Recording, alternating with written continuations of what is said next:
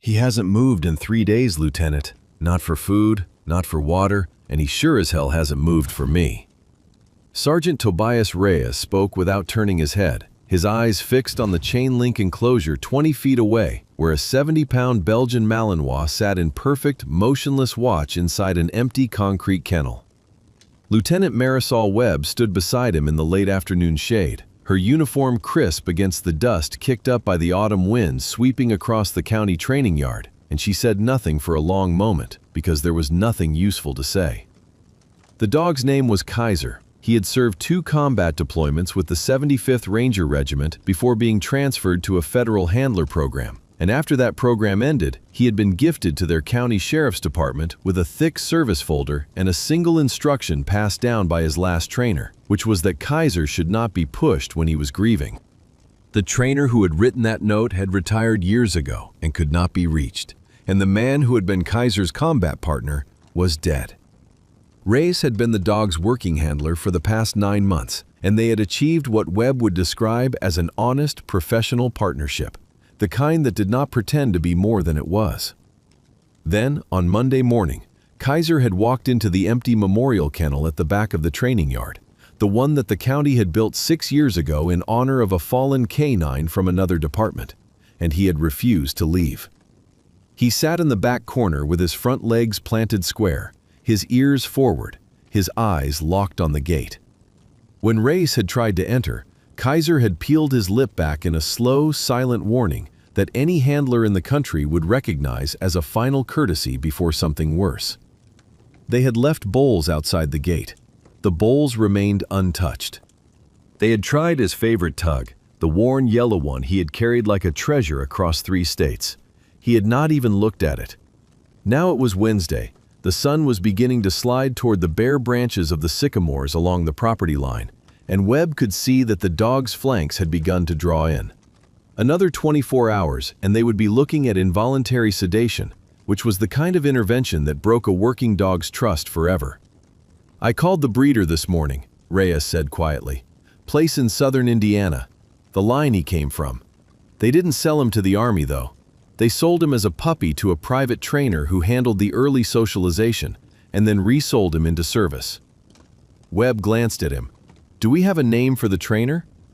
Reyes pulled a folded piece of paper from the breast pocket of his uniform shirt and handed it to her without comment. She unfolded it once. There was a name written in a careful, almost old-fashioned hand at the top, and below it a phone number with an area code she did not recognize. And below that, in Reyes's blockier writing, the words next of kin to MSG.J. Langford KIA. Webb looked up. The dog in the kennel had not moved, but his head had turned a quarter inch, and his eyes were now on her. She folded the paper back into a small square and tucked it into her own pocket. "Did you call him?" she asked. "I called him this morning," Reyes said. "He didn't say much. Said he'd come." The truck rolled through the gate of the training yard a few minutes after 6 o'clock that evening, which was later than Webb had expected and earlier than the sun had any right to be setting, and she watched it come up the gravel drive with the kind of patient attention she reserved for things she could not yet measure. It was a Ford from a generation that had not been made in 20 years. The paint faded to a color somewhere between sand and rust, and the tires had the slightly settled look of a vehicle that lived on dirt roads. The man who climbed down from the cab moved without hurry. He was in his middle 70s, perhaps a little older, and he wore a tan work jacket over a clean blue button-down shirt and a pair of jeans that had been washed enough times to lose any pretense of color. A faded green ball cap sat on his head. His boots were the only thing on him that looked recent, and even those were the kind of plain leather work boots a man might buy because his old ones had finally given up. He carried nothing in his hands except a small canvas duffel that hung easily at his side. He stopped just inside the gate and stood for a moment, taking in the yard, and Webb noted the way his head moved, which was once to the left and once to the right and once back to center. The entire scan completed in about 2 seconds. He found the kennel in the back corner without anyone pointing. Reyes met him at the bottom of the drive. "Mr. Langford?" "Otis is fine." The voice was unhurried, dry, with the trace of an accent that Webb placed somewhere along the Ohio River. "Sergeant Reyes, thank you for coming." "Long way to drive for a dog," Otis said, but there was no complaint in it, only the statement of a fact, the way a man might note the distance to a field he intended to plow. He looked past Reyes toward the kennel, and his eyes paused there for several seconds before returning. "He's still in there?" "Yes, sir." "Eaten anything?" "Not since Monday morning." Otis nodded once, slowly. "Water?" "Wets his mouth from the dish we slide along the wire. Won't take more than that." He shifted the duffel from his right hand to his left, and Webb saw, in the brief moment when his right hand was free, that the back of it was lined with the kind of small white scars that a man earns over 50 years of working with animals that have teeth and claws and panic in equal measure. But his fingers were steady, and the knuckles had the heavy, settled look of joints that had been used without complaint for a very long time. Reyes began to explain the situation, his voice falling into the practice rhythm of a briefing, and Otis listened with his head slightly tilted, his eyes never quite meeting Reyes's face, and Webb realized after a few moments that the old man was not looking at the sergeant at all. He was watching the dog in the kennel through the gap in Reyes's shoulder, watching the angle of the dog's ears and the rise and fall of the dog's chest, and reading whatever he was reading there without comment. When Reyes finished, Otis was quiet for a count of 3, and then he said, "I'd like to sit out here for a bit before I go near him, if that's all right." Reyes looked at Webb. Webb looked at the old man in the faded jacket and the boots that were too new for the rest of him. "Take whatever time you need, Mr. Langford," she said. "Otis," he said again, gently. He set the duffel down beside an old wooden bench at the edge of the yard and lowered himself onto the bench with the slow, economical movement of a man whose knees had opinions, but who had learned not to negotiate with them. He took off the ball cap, set it on his thigh, and looked at the kennel. He did not speak again for almost 20 minutes. Webb stood with Reyes at the far side of the yard during those minutes and watched, and she thought about her own career, which had included 3 years with a military police K-9 detachment in Germany and 4 years with a federal task force after that, and she thought about all the trainers and handlers and breeders she had met along the way.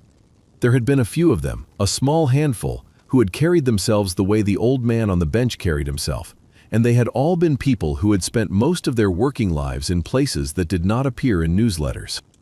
She did not know yet what Otis Langford had done before he had become a man with a quiet farm and a faded jacket, but she had begun to suspect.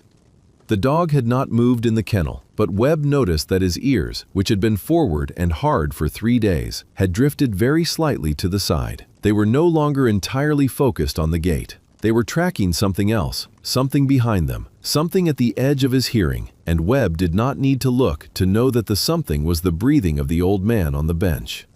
After 20 minutes, Otis stood up, picked up his duffel, and walked toward the kennel at the same unhurried pace with which he had crossed the yard. He stopped about 10 feet from the gate. He spoke without raising his voice. "Kaiser." The dog's head came around. Not a snap of the head, the way it would have come around for Reyes, but a slow, deliberate turn, the way a head turns when a name has been said in a voice the head has not heard in a long time. The dog's eyes found the old man. Then the dog did something that no one in the yard had seen him do in 3 days. He stood up. He did not approach the gate. He did not bark.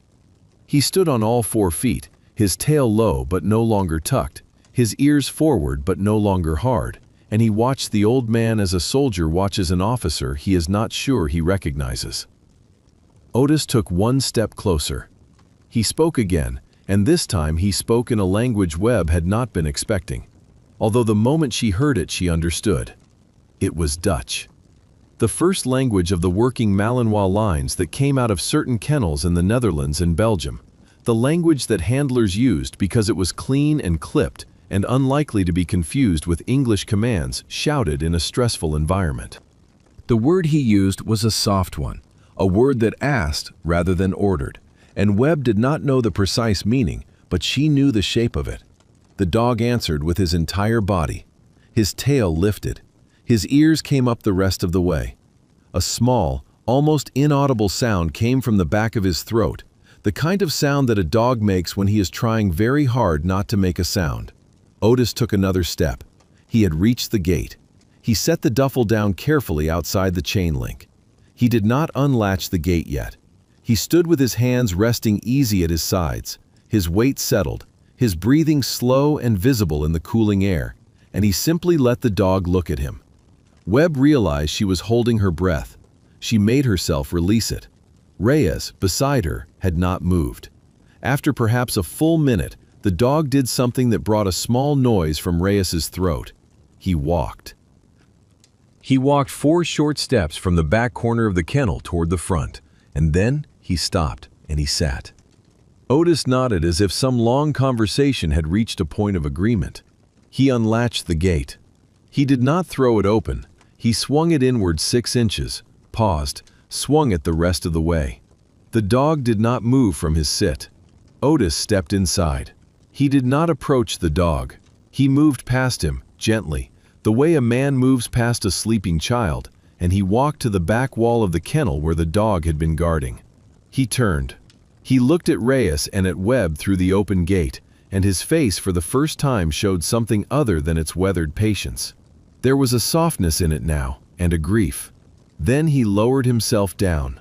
He sat on the concrete floor of the kennel with his back against the painted cinder block, his knees up, his hands resting on top of them, and he closed his eyes for one breath.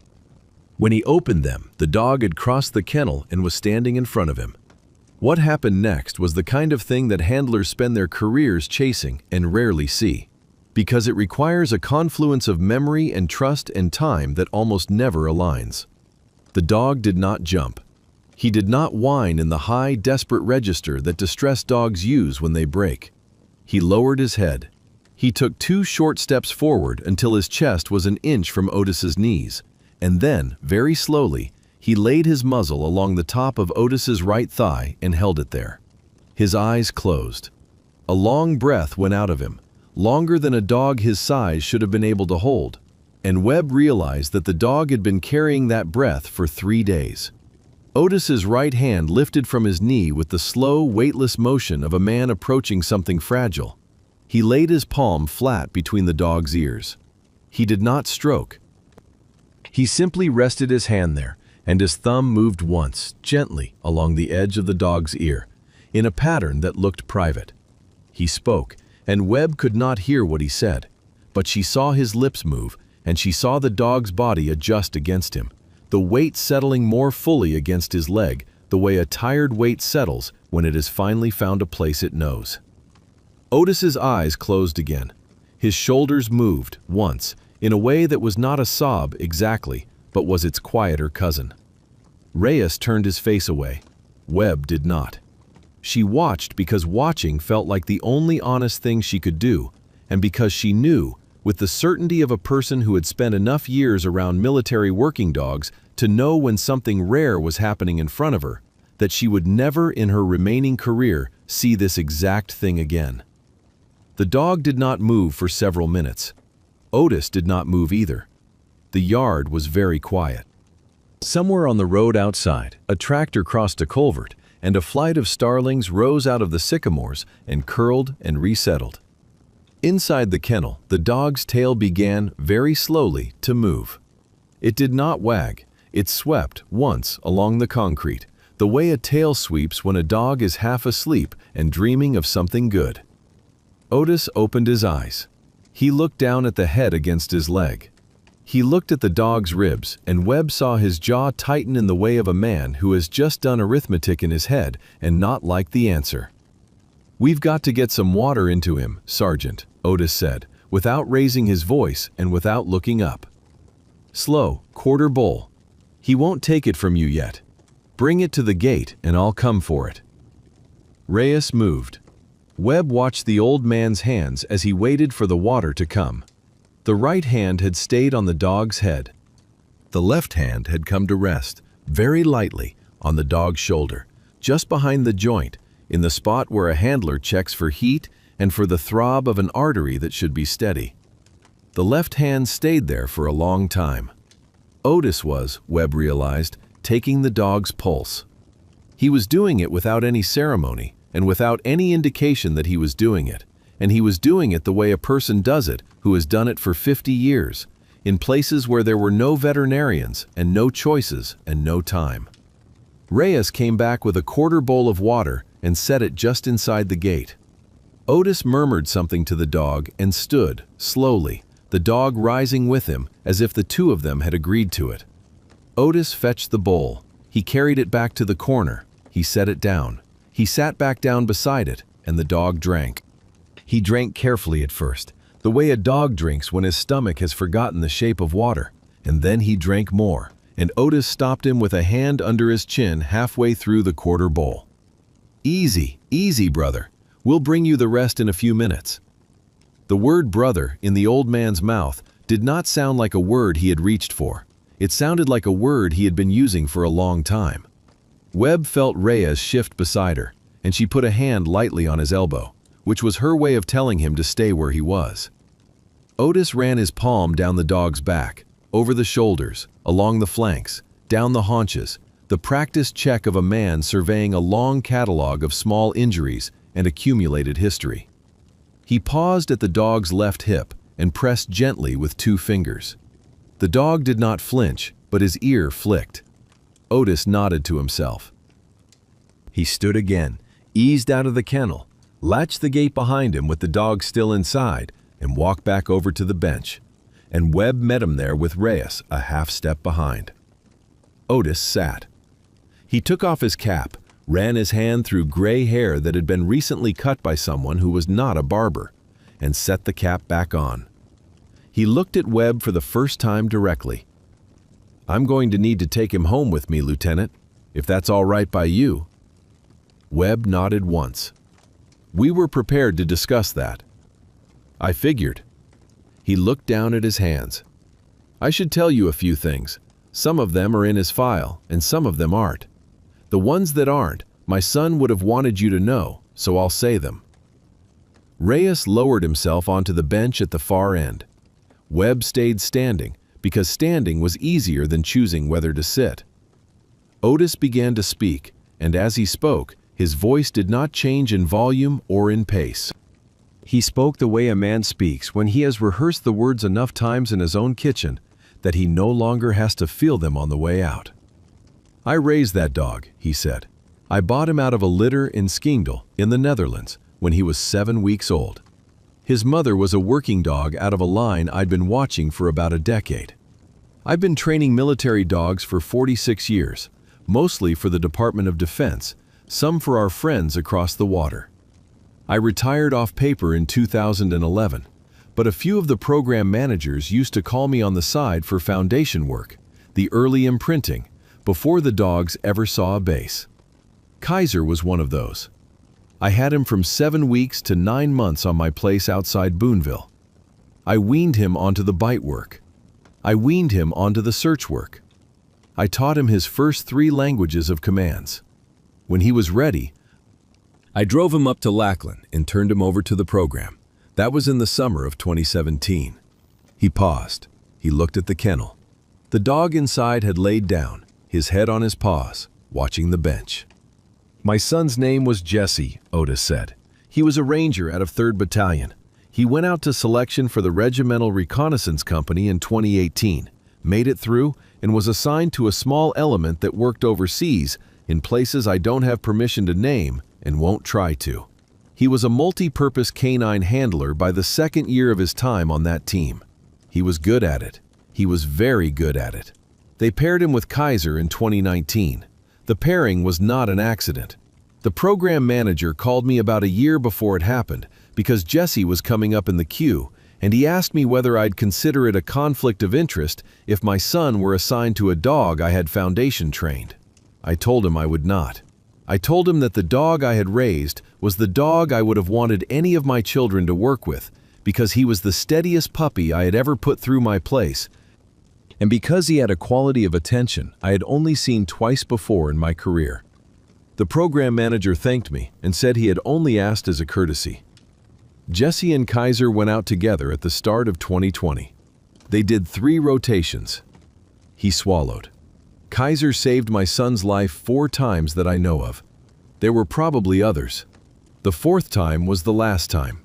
They were on a compound clear in a country I will not name, and there was a man waiting in a back room with a vest on. Kaiser hit him before he could close the trigger. My son was the first man through the door behind the dog. The vest went off anyway. Kaiser was thrown against the far wall and broke his left hip and 3 ribs, and he was deaf in his right ear for a month. My son was killed instantly. The men on the team got Kaiser back to the surgeons, and the surgeons put him together. He went home with the team. He stayed with them for the remainder of their deployment, sleeping at the foot of an empty cot. He came back to the United States in late 22. The program tried to retire him to me, and I told them I couldn't have him then because my wife was dying, and I didn't have it in me to take on a dog that was grieving the same loss I was grieving. The program kept him for another year. Then they routed him through your sheriff's department because Sergeant Reyes here came up at the top of a very short list of handlers the program trusted with a dog like this. Reyes did not look up from his hands. Otis did not seem to expect him to. He's been here 9 months. He's been good for you, Sergeant. I read the reports the program sent me. You did right by him. I want you to know that I know that. Reyes's throat moved. He still did not look up. Otis turned back to Webb. I don't know who built that kennel back there, or why, but somebody put something in it that smelled like the place we both came from. Maybe the concrete itself, maybe the way the wire was strung, maybe just the angle of the sun off the back wall in the afternoon, which I'll tell you matches the angle off the back wall of my barn within about 2 degrees. Dogs don't read the world the way we do. They read it through their nose and their ears and the shape of the air. He sat down in there because something in there told him he was home, and he was waiting for the rest of home to show up. He stopped speaking. He looked at his hands. He waited a long time, he said, quieter. I'm sorry I made him wait. Webb did not trust her voice yet, so she did not use it. She sat down on the bench next to him instead, which was a thing she would not have predicted herself doing, and they sat together for a while looking at the kennel. The dog inside had closed his eyes. His sides moved with the deep, regular rhythm of a working animal who had decided, for the first time in a measurable while, to actually sleep. Reyes, finally, raised his head. He cleared his throat. Mr. Langford. Otis. Otis, I want to ask you something, and I want you to tell me the truth, even if it isn't a comfortable truth. Otis nodded. Did I miss it? The old man considered the question for a long time. He did not answer quickly, and Webb appreciated him for that. No, son, he said at last. You did not miss it. There was nothing to miss. He didn't grieve in front of you because he had not decided to grieve yet. He was working. Working dogs put grief in a box and put the box on a shelf, and they keep the box there as long as they have a job. He had a job with you. He took it seriously. When the box came down off the shelf, it came down all at once, and it came down because something in this yard told him it was safe to let it down. That is not a failure on your part. That is the opposite of one. Reyes nodded. His jaw worked. He nodded again. Webb watched the side of his face and saw, very briefly, the young man Reyes had been before he had become a sergeant, and she let him have his moment without looking at him directly. Otis reached into the inside pocket of his jacket and brought out a small object wrapped in a square of clean blue cloth. He unwrapped it on his knee. It was a worn green collar of nylon webbing, not military issue, the kind of training collar that a foundation trainer puts on a young dog when the dog is still learning the difference between a collar and a leash. There were marks on it from years of small teeth. Otis looked at it for a moment and then folded the cloth back over it and tucked it away. I'll put this back on him before we drive home, he said. It still fits, last time I checked. Reyes asked in a voice that had steadied, What's home look like for him, Otis? Otis smiled, the first smile of the afternoon, a small one, mostly in the corners of his eyes. 40 acres outside Boonville, 3 other dogs, all older than him, none of them working. A creek down the back fence line that runs about 4 months of the year. A barn with a wood floor that he liked to sleep on when he was little. A widow named Doris who lives down the road and brings biscuits she shouldn't be bringing. And a chair on the porch with a cushion on it that hasn't had anyone in it for 3 years. He stopped. There's room for him there. There always was. I just needed time to make it ready. Webb nodded. We'll process the transfer tonight. I'd be obliged. Reyes went to the office to start the paperwork, which Webb suspected he wanted to do partly because the paperwork was necessary, and partly because the paperwork would give him somewhere to put his hands while his face finished settling. Webb stayed on the bench with Otis. The sun had dropped low enough now to lay a long orange band across the back wall of the kennel, and the dog inside had not stirred. Webb let a few minutes pass before she asked the question that had been gathering at the back of her mouth since the truck had come up the drive. Mr. Langford, Otis, can I ask you something that isn't in the file? You can ask. 46 years training dogs for the DOD. That's a long career. You started where? Otis was quiet for a moment. Then he said, I started in a kennel program at Fort Bragg in 1979. I was 20 years old. I had been a country boy with a hunting dog and no plan, and a recruiter told me they were looking for handlers, and I told him I'd never been a soldier, and he told me they would teach me to be one if I could teach a dog to do what I told him. So they did. I served 8 years in uniform, mostly with units I'm not going to be specific about, in places that mostly weren't on the news. I came out as a senior NCO and started consulting on the program development side. I did that for 38 years, on and off. I worked with our service dog programs and a couple of foreign equivalents. I helped write the foundation curriculum that's still in use, in a modified form, at 3 of the biggest training centers in the country. I'm a footnote in a textbook somewhere. That's the long version. The short version is that I'm a man who has spent his life teaching young animals to do hard work and trying to bring them home in one piece when they were done. I haven't always managed it. I managed it more often than not. Webb nodded slowly. Did you know my last commander, Colonel Margaret Holt? Otis looked at her, and for the first time something close to amusement came into his eyes. I knew Maggie when she was a captain. I knew her father better. She's still doing that thing where she takes her coffee black and pretends she likes it? Yes, sir, she does. Tell her Otis says hello when you next have occasion. I will. They sat in silence for a while longer. The starlings made another pass over the sycamores. Inside the office, the lights came on, and the warm yellow of the windows joined the orange of the kennel wall to make the yard, briefly, look like a painting somebody had done from memory of a better afternoon. Otis stood, finally, slowly, the way he had been standing all evening, and he picked up his duffel. I'll be a few more minutes with him before we drive, he said. I'd like to walk him out on a lead, if you don't mind.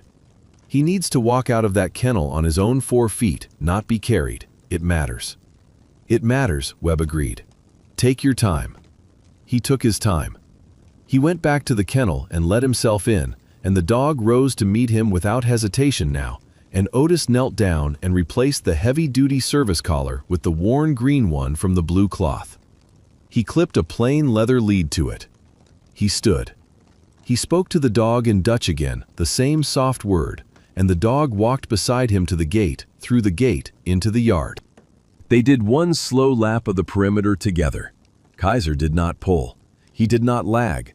He walked with his head at the old man's knee, his ears tracking the sounds of the evening, his tail held in the easy, low carriage of a dog who is on duty in a place he understands and is not afraid of. They passed the bench where Webb still sat. The dog glanced at her, and she felt the weight of his recognition, the brief professional nod of an animal who had decided that she was not a threat and might possibly be a friend in time. They walked on.